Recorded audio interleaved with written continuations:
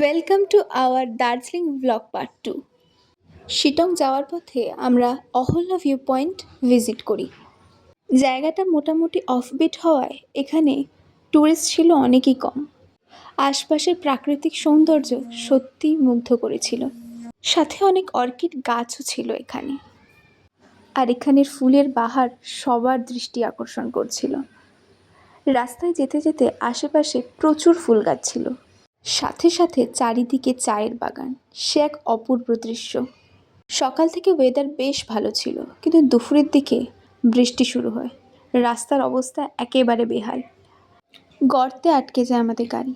1 ঘন্টা আমরা এখানে দাঁড়িয়েছিলাম। এই মেয়েটির নাম শিবানী, ওখানেরই বাসিন্দাও, ক্লাস 11-এর ছাত্রী। ওইটুকু মেয়েটাও এগিয়ে এসেছিল আমাদের সাহায্য করতে। তার সাথে আশেপাশে আরও কয়েকজনও ছিল। গাড়িটা গর্ত থেকে বের হওয়ার পর সবাই মিলে ওখানেরই পাশের একটা ঝর্ণায় হাত ধুয়ে আবারও গাড়িতে উঠে পড়লাম। এরপর আবারও শুরু হয় বৃষ্টি, আর আমরা চলেছি আমাদের উদ্দেশ্যে।